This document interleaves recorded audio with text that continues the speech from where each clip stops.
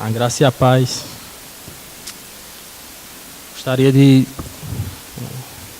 primeiro lugar, louvar ao nosso Senhor por tudo que nossa igreja tem vivido, né? Todo o crescimento. Temos visto como a pregação do Evangelho é realmente o remédio que pecadores como nós precisam. E meu desejo essa noite, senhores e senhoras, é que vocês saiam daqui tendo a certeza de que Jesus Cristo é mais valioso do que qualquer coisa e que Ele seja um tesouro de valor inestimável na vida de vocês. Amém? Jesus Cristo, o Senhor da moral, o Senhor da ética, o homem que ensinou a fazer o bem, ou como ainda afirma Luiz Felipe Pondé, um homem que trouxe bons ensinamentos para a filosofia ocidental, um guerrilheiro revolucionário, um líder político. Esse tem sido algum dos muitos bordões do qual temos visto Jesus Cristo ser descrito nos dias de hoje. Afinal, a ciência e a história nos afirmam que a morte é o fim de todas as coisas. Então, significa dizer que a ressurreição de Cristo nada mais é do que um fato inventado. Significa dizer, portanto, que toda a racionalidade que há,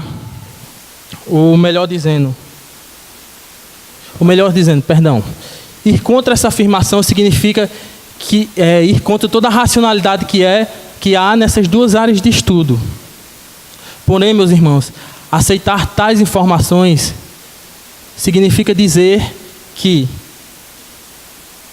o cristianismo nada mais é do que uma religião que ensina moral, que ensina a fazer o bem e que, portanto, é dar razão a Pondé. Tirar a ressurreição de Cristo de nossa crença significa chamar os apóstolos de mentirosos e dizer que eram loucos e que por suas mentiras morreram de forma tão cruel. Mais que isso, significa negar a Cristo como vitorioso, como aquele que alcançou vitória na sua morte e ressurreição no Calvário, como bem afirma Franklin Ferreira no livro O Credo dos Apóstolos. Isso significa, meus irmãos, que não há esperança para nós, que por nossos pecados ainda seremos condenados, pois ainda estamos em dívidas com Deus, da qual não somos capazes de pagar nem sequer um centavo. Mas graças a Deus, meus irmãos, Cristo ressuscitou, e com Ele está a nossa esperança. Ele está vivo, é o motivo que nos une aqui hoje, esta noite. Pessoas das mais distintas personalidades, muitas vezes com pouca ou nenhuma afinidade, mas que possuem um coração grato a Deus por tudo que Ele já fez por nós em Cristo Jesus. Gostaria de convidar os senhores a abrir suas Bíblias em 1 Coríntios capítulo 15. Nós estaremos estudando hoje dos versos 12 ao 34. Paulo aqui, ele dá uma resposta àqueles que não acreditavam naquela época na ressurreição de Cristo. Ora, se está sendo pregado que Cristo ressuscitou dentre os mortos, como alguns de vocês estão dizendo que não existe ressurreição dos mortos? Se não há ressurreição dos mortos, nem Cristo ressuscitou. E se Cristo não ressuscitou, é inútil a nossa pregação, como também é inútil a fé que vocês têm. Mais que isso, seremos considerados falsas testemunhas de Deus, pois contra Ele testemunhamos que ressuscitou a Cristo dentre os mortos. Mas se de fato os mortos não ressuscitam, Ele também não ressuscitou. Ele também não ressuscitou a Cristo. Pois, se os mortos não ressuscitam, nem mesmo Cristo ressuscitou. E se Cristo não ressuscitou, inútil é a fé que vocês têm, e ainda estão em seus pecados. Neste caso, também os que dormiram em Cristo estão perdidos. Se é somente para esta vida que temos esperança em Cristo, somos de todos os homens os mais dignos de compaixão. Mas, de fato, Cristo ressuscitou dentre os mortos, sendo ele as primícias dentre aqueles que dormiram. Visto que a morte veio por meio de um só homem, também a ressurreição dos mortos veio por meio de um só homem. Pois, da mesma forma, como em Adão todos morrem, em Cristo todos serão vivificados. Mas cada um por sua vez. Cristo o primeiro, depois, quando ele vier, os que lhe pertencem.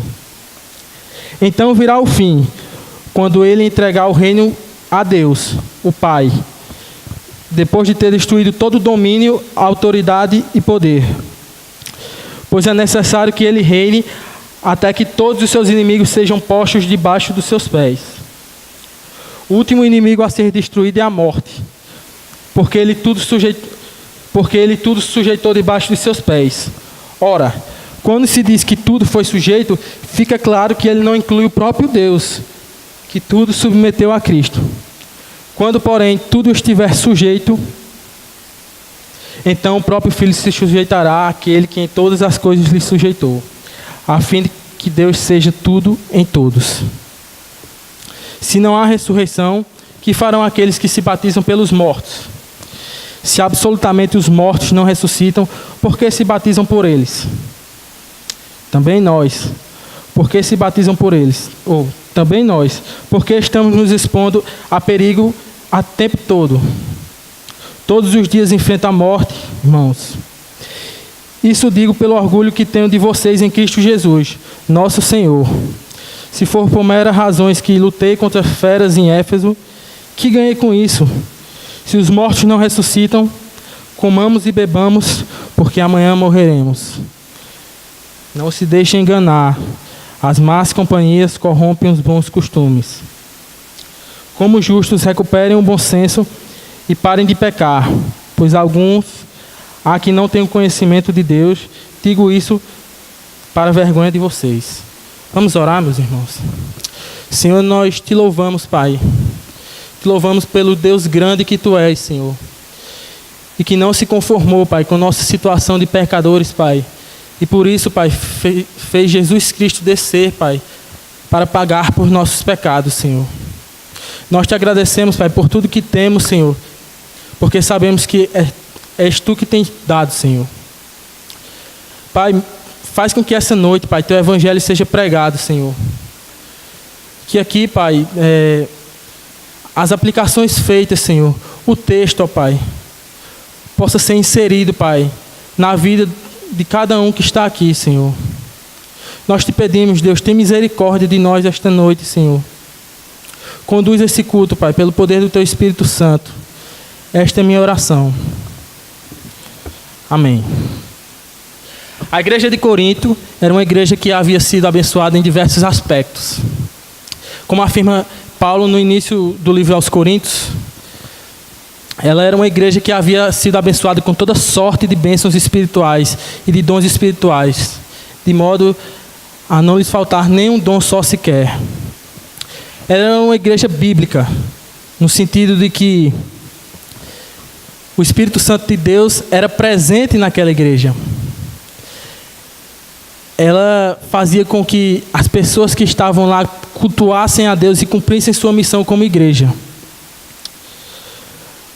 Paulo agora estava passando por um momento em que ele via a igreja que ele havia plantado, com menos de 3 anos, se desviando dos ensinamentos que ele lhes havia dado.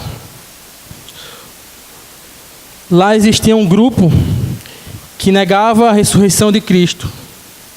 Eles tinham certa dificuldade para entendê-la. Como afirma MacArthur, comentando, ele fala que talvez essa certa dificuldade se desse por uma crença da filosofia grega antiga, chamada dualismo. O dualismo, ele nada mais era do que a crença que tudo que era físico, tangível, material, era impuro. E por isso tornava a ressurreição de Cristo inaceitável. Outra coisa também eram os saduceus, que estavam influenciando os grupos dentro daquela igreja. Os saduceus não acreditavam na ressurreição de Cristo e por isso inventavam diversas histórias e meios para provar que a ressurreição de Cristo não tinha sido real. Pois bem, meus irmãos, de fato, crer na ressurreição de Cristo é algo extraordinário. Mas ao contrário de inaceitável, tal crença deve ser recebida com extrema alegria e esperança. Pois a ressurreição de Cristo é a doutrina para a salvação. Mas por que a ressurreição de Cristo é a doutrina para a salvação? O apóstolo Paulo, ele nos dá pelo menos 3 respostas nessa porção do texto que acabamos de ler. A primeira delas, que está contida nos versos 12 ao 19. Porque sem a ressurreição de Cristo, ainda estaríamos em nossos pecados. O capítulo 15 se inicia com Paulo dando razões para acreditarmos na ressurreição de Cristo. A primeira delas está contida nos versos 1 e 2, onde ele fala de sua autoridade. Paulo ali estava argumentando que se ele havia ensinado isso, aquela igreja que ele havia plantado, isso deveria ser aceito por eles. Dos versos 3 e 4, Paulo vai dizer que as Escrituras apontavam para Jesus Cristo. Tudo que ocorria no Antigo Testamento, todos os sacrifícios, ofertas que lá existiam, tudo aquilo apontava para Jesus Cristo, a oferta perfeita e definitiva pelos nossos pecados. Dos versos 5 ao 7, Paulo vai argumentar acerca das testemunhas oculares, os apóstolos e as outras 500 pessoas que ele afirma no texto que estavam lá. Mas é somente no verso 12 que salta aos nossos olhos o motivo pelo qual Paulo escreveu essa carta. Realmente ele estava determinado a combater essa heresia que negava a ressurreição de Cristo. Verso 12. Ora, se está sendo pregado que Cristo ressuscitou dentre os mortos, como algum de vocês estão dizendo que não existe ressurreição dos mortos? Verso 13. Se não há ressurreição dos mortos, então nem mesmo Cristo ressuscitou. Versos 12 e 13 é uma resposta a todo esse falso ensino que estava sendo difamado, ou melhor dizendo, dito na igreja de Coríntios. Ele responde de forma efetiva a isso, de tal maneira, dizendo mais ou menos o seguinte: se vocês não creem na ressurreição dos mortos, então também vocês não creem na ressurreição de Cristo, pois é impossível crer na ressurreição de Cristo e não crer na ressurreição dos mortos. Vocês não podem escolher ou um ou outro. Vocês têm que escolher ou os dois ou nenhuma. Calvino faz um comentário interessante sobre esses versos, que ele fala mais ou menos o seguinte: para desmistificar isso, Paulo utiliza um raciocínio por trás do argumento que é extraído do termo Cristo para nós. Cristo não morreu nem ressuscitou por sua própria causa, mas por nossa causa. Portanto, a ressurreição é substância da nossa, e o que foi efetuado nele deve concretizar-se em nós. O que Calvino estava querendo nos dizer é que o sacrifício de Cristo, a sua morte, só é verdadeira se o benefício da ressurreição também for dado até nós. Verso 14, continua o texto. E se Cristo não ressuscitou, é inútil a nossa pregação, como também é inútil a fé que vocês têm. Aqui é demonstrado algumas implicações de negar a ressurreição de Cristo. Tudo que havia sido dito, feito, ensinado e prometido não possuía qualquer segurança, pois tudo foi realizado em cima da ressurreição de Cristo. Em outras palavras, é dizer que o que estamos realizando aqui, nesse exato momento, não faz o menor sentido. Que vocês estão perdendo tempo aqui, enquanto poderiam estar aproveitando sua vida de qualquer maneira que quisessem. Afinal, se Cristo não ressuscitou, qual o sentido disso daqui? Verso 15. Mais que isso, seremos considerados falsas testemunhas de Deus, pois contra ele testemunhamos que ele ressuscitou a Cristo dentre os mortos.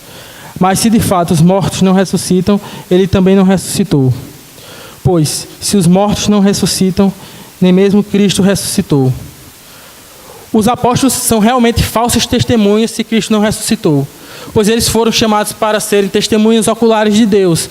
estavam afirmando que tinham visto a ressurreição de Cristo.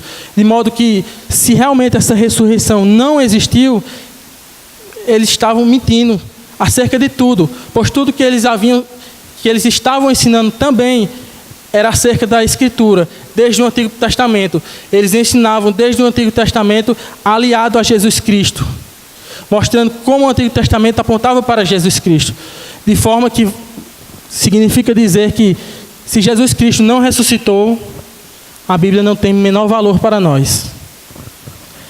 Verso 17. E se Cristo não ressuscitou, inútil é a fé que vocês têm, e ainda estão em seus pecados.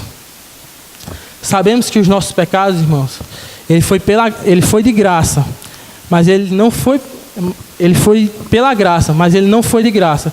Sabemos que o real valor dele foi obtido através do sangue de Jesus Cristo derramado em favor de nós. Ainda mais, significa dizer que nossos pecados não foram perdoados e que a ira eterna de Deus ainda está sobre nós. Pois é somente por Cristo ter ressuscitado que nós temos garantia de paz com Deus. Pois nosso Senhor Jesus Cristo morto significa, ou melhor dizendo, Jesus morto significa dizer que ele morreu como outro qualquer e que o seu sacrifício não foi aceito por Deus. Vejam, a ressurreição de Cristo é que garante que realmente o sacrifício dele em nosso favor foi aceito por Deus Pai. Citando mais uma vez Franklin Ferreira, ele vai dizer mais ou menos isso que acabei de falar. Então, de um lado, se somos salvos pela crucificação, a ressurreição é a autenticação. É o selo que garante que o sacrifício de Cristo em favor de nós foi totalmente aceito pelo Pai. Versos 18 e 19. Neste caso, também os que dormiram em Cristo estão perdidos. Se é somente para esta vida que temos esperança em Cristo, dentre todos os homens somos os mais dignos de compaixão. Paulo aqui ele está dizendo mais ou menos o seguinte: se aqueles que morreram na esperança de Jesus Cristo, na ressurreição dele, e por isso na nossa ressurreição, se aqueles que morreram e depositaram a confiança nessa afirmação, morreram somente pensando nisso, eles estão perdidos e condenados, pois eles não serão perdoados, pois Cristo não ressuscitou. Se nele esperar, e no verso 19 ele continua, mais ou menos assim: se nele esperarmos apenas uma vida boa, conforto, tranquilidade, prosperidade, seremos os mais infelizes que tudo, pois abrimos mão de várias coisas da qual gostaríamos de nos apegar por algo que no fim não terá vencimento. Para os cristãos daquela época talvez fosse algo ainda mais profundo, pois eles abriam mão de sua vida e de tudo que eles gostariam de fazer em nome de Jesus Cristo. Por eles perdiam sua família, por eles eram perseguidos, por ele era torturado e por muitas vezes até a morte. Isso implica dizer, meus irmãos, que eles não ganhariam nem nessa vida, nem na próxima. Talvez ao ler essa parte do texto, uma grande aplicação que devemos ter é de como devemos ser gratos a Deus. Somos pessoas muito esquecidas, que facilmente entretêm-se. Buscamos demasiadas atividades para preencher nossos dias. Ocupamos demais nosso tempo que deveria ser dado ao Senhor em gratidão a tudo que Ele fez por nós. Nossa gratidão deve ser demonstrada em nosso estilo de vida, através de oração, através de louvor e adoração ao nosso Deus. Devemos buscá-lo servir a qualquer custo e em qualquer situação, mesmo que isso acarrete sérios problemas para nós, meus irmãos. Pois mesmo assim, mesmo sabendo que isso acarretaria vários problemas para ele, Jesus Cristo ainda assim serviu Deus e não abriu mão disso, foi obediente até o fim. Devemos ser gratos principalmente por causa de Cristo, porque foi através dele que tivemos acesso direto ao nosso Deus, porque foi através dele que nossos pecados foram perdoados, e porque foi através dele que toda a nossa ingratidão foi esquecida. Aprendemos a ser gratos a Jesus, meus irmãos, porque todos os dias temos demonstrado ingratidão, seja com nossos pais, resmungando do que vestimos, ou do que comemos, ou seja, nos apegando a coisas fúteis e banais. Antes de fazerem essas coisas, agradeçam a Cristo, porque diferente de nós, Ele não resmungou, mas apegou-se arduamente à cruz do Calvário para nos mostrar seu amor por nós e a fidelidade ao Pai. Apliquemos essa verdade, meus irmãos, em nossa vida. Sejamos satisfeitos com o que nos foi dado de forma especial. Cristo Jesus, esse pregado no madeiro, morto e ressuscitado ao terceiro dia, em favor de nós. Dos versos 20 ao 28, encontramos outra resposta para a pergunta: por que então Jesus Cristo por que a ressurreição de Jesus Cristo é a doutrina para a nossa salvação? Versos 20 ao 28 nos diz: porque a ressurreição de Cristo é a nossa única esperança.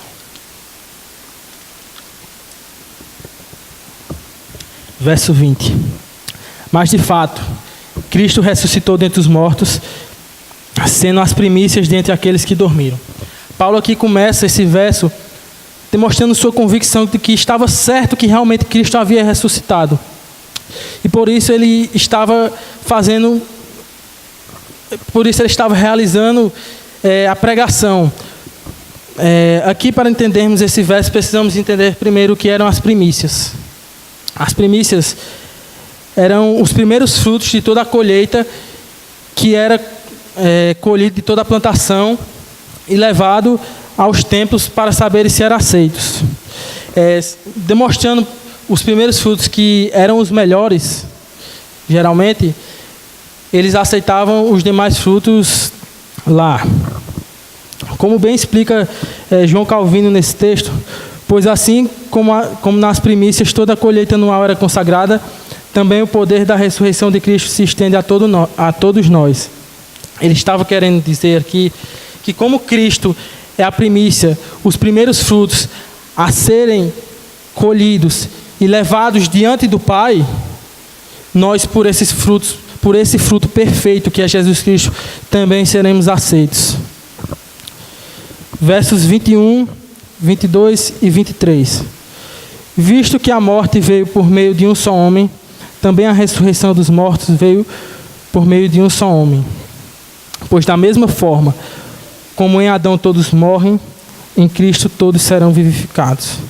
Mas cada um por sua vez. Cristo primeiro, depois, quando Ele vier, os que lhe pertencem. Paulo aqui ele nos fala que Jesus Cristo ele veio fazer exatamente o que Adão havia feito de errado. Adão, desobediente e desejoso por ser igual a Deus. Jesus Cristo, obediente até o fim, e aquele que abriu mão da sua glória para nos tornar semelhantes a Ele. Em Adão, pecadores morrem, perecem, rebelam-se contra Deus. Em Jesus Cristo, pecadores são vivificados, justificados, santificados, e por sua morte na cruz do Calvário, reconciliados com o Pai. Se o verso 22 parece nos deixar alguma dúvida sobre uma suposta salvação universal de pecadores e não pecadores, o verso 23 responde bem a isso. Paulo fala quem eram esses todos que seriam vivificados com Cristo. Seriam todos aqueles que lhe pertencem. Verso 24. Então virá o fim quando ele entregar o reino a Deus, o Pai, depois de ter destruído todo domínio, autoridade e poder. Aqui é muito simples o que Paulo está nos dizendo. Ele diz que Cristo voltará e sobrará apenas o seu povo. Tudo ou todos que se opõem a ele serão jogados no lago de fogo. Verso 25 e 26, ele continua. Pois é necessário que ele reine até que todos os seus inimigos sejam postos debaixo de seus pés. O último inimigo a ser destruído é a morte. Paulo aqui começa esses 2 versos dizendo a importância que Cristo reine. Ele mostra que ainda não era chegado o tempo de Jesus Cristo voltar para buscar o seu povo e entregar o reino a Deus. Muito provavelmente ele escreve essa parte para aquelas pessoas que estavam ansiosas para que o reino de Deus viesse logo. No verso seguinte, ele explica que o último inimigo a ser vencido é a morte. Mas precisamos entender bem quem é a morte a quem Paulo se refere, tendo em vista que a sua ressurreição significa a vitória sobre a morte. A morte a quem Paulo estava se referindo era a morte da humanidade. Jesus Cristo já havia sido supremo sobre a morte. Ele agora apenas estava esperando para ser supremo na ressurreição dos mortos. Verso 27 e 28. Porque ele tudo sujeitou debaixo de seus pés. Ora, quando se diz que tudo lhe foi sujeito, fica claro que isso não inclui o próprio Deus, que tudo submeteu a Cristo. Quando, porém, tudo lhe estiver sujeito, então o próprio Filho se sujeitará àquele que todas as coisas lhe sujeitou, a fim que Deus seja tudo em todos. Para que ninguém compreenda mal, o apóstolo Paulo, ele explica todas as coisas que lhe foram sujeitas, mas não o Deus. Inclusive, ele afirma que a própria autoridade de Jesus Cristo teria vindo de Deus. Jesus Cristo tinha a autoridade que ele tinha por causa de Deus. E para confirmar o que acabo de falar, os versos 28 nos diz que lá é demonstrado que Cristo reinará até que todas as coisas ele entregue ao Deus Pai, para que Deus Pai seja tudo em todos e para que seu reino perfeito seja concretizado em nós.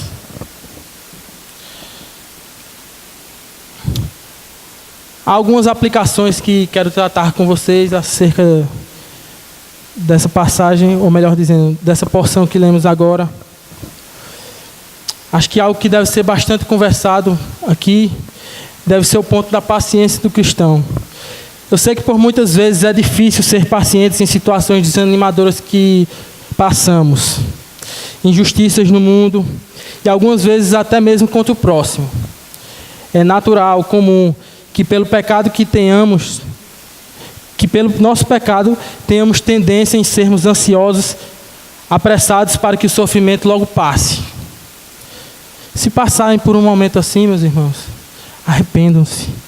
Olhem para Jesus Cristo e lembrem-se de quão paciente Ele foi ao passar por tudo que passou em sua vida. Toda a rejeição.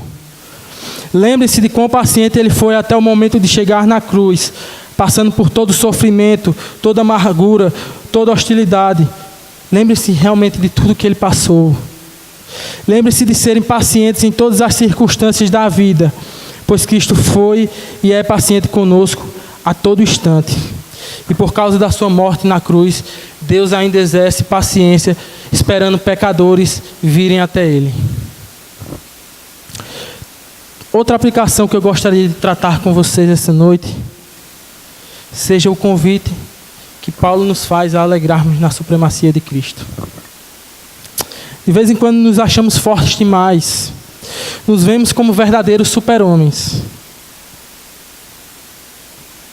Cremos que somos poderosos ou sábios demais, confiando demais em nossa oratória, pensando que talvez ela seja capaz de convencer pecadores. Contudo, irmãos, como bem afirma Paulo no verso 21, a morte veio por meio de um só homem, de forma que isso significa muito para nós. Somos totalmente incapacitados de sequer sermos convencidos por alguém, senão pelo Espírito Santo. O Espírito Santo é quem testifica acerca de Cristo Jesus. Ele que nos faz crer em Jesus como verdadeiro Salvador de almas perdidas. Por isso, irmãos, antes de nos achar supremos, lembre-se do que Paulo nos disse. Enquanto vivo, Adão trouxe morte para todos. Quando morto, Jesus Cristo trouxe vida eterna a todo o seu povo. E mais, Ele demonstrou toda a sua supremacia, inclusive sobre a morte, quando ao terceiro dia ressuscitou dentre os mortos e foi levado ao seu lugar por dignidade, à destra do Pai. Uma última aplicação que gostaria de tratar aqui é sobre confiarmos mais em Deus. Vemos desde o Evangelho Jesus Cristo nos ensinando a não sermos apressados por nada. Ele nos fala para buscarmos seu reino celestial a todo momento. E podemos confiar que teremos o que comer, o que beber e o que vestir. Por vezes não é assim que nos mantemos. Ou melhor dizendo, por vezes não é assim que mantemos nossa postura. Nos vemos preocupados demais com esse mundo, com buscar ser reconhecido por pessoas, conquistar algumas amizades, fazendo coisas que tomam demais nosso tempo que deveriam ser dado ao Senhor. Pensando que assim estamos cativando alguma segurança para nós. Não se enganem, jovens. Deus é soberano. Não há nada que possamos fazer para evitar o que já tenha sido determinado por Ele. Nos alegremos em fazer parte do seu plano. Como bem explica o plano da salvação, que é descrito dos versos 25 ao 28. Busquemos fazer parte desse plano. Confiemos nele e nos preparemos para quando esse plano for concretizado. O terceiro e último ponto, a respeito, ou melhor dizendo, que trata a resposta da pergunta que foi indagada, por que a ressurreição de Cristo é a doutrina da salvação, é porque ela é a razão de nossa fé. Verso 29. Se não há ressurreição, que farão aqueles que se batizam pelos mortos? Se absolutamente os mortos não ressuscitam, por que se batizam por eles? A chave para nós entendermos esse texto é entender o que significa aqueles que se batizavam pelos mortos. Naquela época em Corintos, havia uma seita que estava ensinando que pessoas que haviam sido mortas, que não depositaram a sua confiança em Jesus Cristo, poderiam ainda ser salvas, desde que alguém estivesse disposto a se batizar por elas. Eles ensinavam que quando uma pessoa viva se batizasse por uma pessoa morta, aquela pessoa que havia morrido sem esperança, sem ter depositado sua fé em Jesus Cristo, ela sairia de imediato do inferno para o céu. Interessante aqui é ver como Paulo, ele afirma isso aos coríntios. O que ele estava querendo dizer aqui é: olhem para aquela seita. Vejam, vocês negam a ressurreição dos mortos. Aquela seita, apesar de toda essa heresia, elas ainda acreditam na ressurreição dos mortos. Elas estão mais certas do que vocês, coríntios, porque vocês negam a ressurreição dos mortos. E se vocês negam a ressurreição dos mortos, é porque vocês estão negando a ressurreição de Cristo. Vejam bem, os dois estavam errados, mas para demonstrar o quão grave era negar a ressurreição de Cristo e como ela é pilar para a nossa fé, Paulo quis dizer a eles, ao povo de Corinto, que eles estavam mais errados do que aquela própria seita. Versos 30 ao 32. Também nós, porque estamos nos expondo a perigo o tempo todo, todos os dias enfrentando a morte, irmãos. Isso digo pelo orgulho que tenho de vocês em Cristo Jesus, nosso Senhor. Se foi por meras razões humanas que lutei com feras em Éfeso, que ganhei com isso? Se os mortos não ressuscitam, comamos e bebamos, porque amanhã morreremos. Aqui Paulo está utilizando novamente do argumento que ele utilizou no verso 14. Aqui Paulo trata acerca de não fazer nenhum sentido que as pessoas estavam... Aqui Paulo trata acerca de não fazer qualquer sentido que as pessoas que não acreditavam na ressurreição de Cristo buscassem viver uma vida como eles estavam querendo viver. Uma vida de cristianismo genuíno. O que o apóstolo Paulo sugere, então, é bem característico de pessoas que não têm esperança na vida eterna. o modo de vida hedônico. Este puramente que enxerga o prazer como o fim de todas as coisas na vida. Ele afirma que a vida nada mais é do que buscar satisfazer as nossas necessidades de prazeres, de modo a aproveitar a nossa vida como possamos, se divertindo ao máximo, de forma inconsequente. Se a ressurreição de Cristo não for verdadeira, façamos o que bem entendemos, irmãos. Não nos apeguemos a um senso de moralidade na sociedade. Não pensemos em como ajudar o próximo. Sejamos totalmente egoístas, individualistas. Pensemos mais em nosso próprio bem e deixamos de nos importar com o que os outros pensam. É assim que vive um descrente na ressurreição. E, portanto, se não acreditamos na ressurreição de Cristo, é assim que devemos viver. Verso 33 e 34. Verso 33.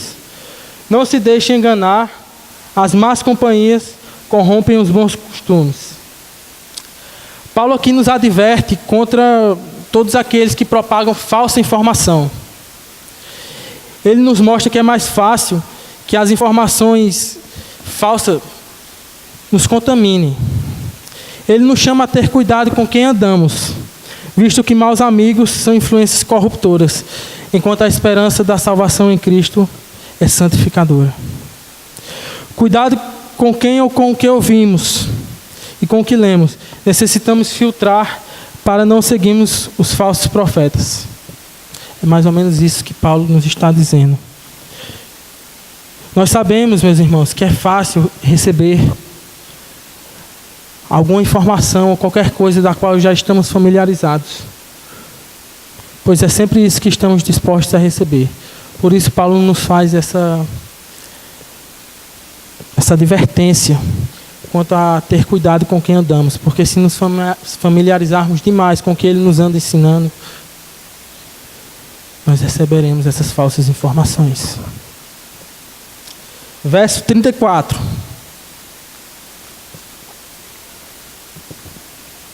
Como justos, recuperem o bom senso e parem de pecar, pois alguns há que não têm conhecimento de Deus. Digo isso para a vergonha de vocês. Aqui ele encerra seu discurso repreendendo os coríntios por sua incredulidade. Ele fala que por alguns não conhecerem a Deus, estes sim são influências corruptoras. Acredito que o verso 23 tenha uma grande aplicação em nossa vida. Ela é um chamado para a santidade. Por muitas vezes, creio que passamos por situações que de certo modo provam nossa fé. Acredito que todos aqui ainda estão na escola ou faculdade. Bom, alguns outros trabalhando também. Sabemos o caos que é quando é chegada a semana de prova. Estamos pouco confiantes, às vezes até estudamos muito, mas é natural a nossa insegurança. Chegada a hora da prova, nossa insegurança toma conta de nós, de modo a nos fazer buscar outros meios para obter informações para responder nossas provas. A cola. Sabemos que é errado, sabemos que é contra as regras, mas nos deixamos levar porque nossos amigos A ou B fazem. Ou melhor dizendo, grande parte ou até todos de nós, tornando-nos iguais a eles, tornando isso algo normal. Contudo, cristãos, saibam que vocês não fazem parte, ou melhor dizendo, vocês não têm parte com eles. Vocês não agem igual a eles, ou pelo menos não deveriam agir. Vocês são povo eleito de Deus, separados para a santificação a todo momento. Eles buscam meios de suprir suas inseguranças, não só nesta área da vida. Não, isso foi só um exemplo. Em todas as áreas da vida, eles buscam um meio onde possam depositar sua segurança, a sua esperança. E para isso, faz o que for necessário para alcançar seus objetivos. Cristo, por outro lado, se entregou totalmente no madeiro para que nele encontrássemos nossa segurança e esperança. Ele se entregou como um cordeiro sem pecado, para que nós, suas ovelhas, pudéssemos ser santificadas. Por isso, amados, a santidade não deve ser uma opção em nossa vida. Ele deve ser algo que almejamos para a glória de Deus Pai. Acho que outra aplicação cabível aqui é de reconhecermos a importância das doutrinas cristãs para o evangelismo. Seja em ambiente universitário, escolar ou em trabalho. Sabemos que como cristãos temos o dever de evangelizar. Mas como isso será possível se primeiro não temos um bom entendimento do que significa o evangelho em toda a sua totalidade? Como ensinaremos aos outros se primeiro não aprendemos? Cuidado, senhores. Lembre-se sempre que para ensinarmos precisamos primeiro aprender. Não negligenciemos o estudo da palavra, mas antes nos revestamos dela por vermos o Espírito Santo agir na vida das pessoas por meio da nossa pregação.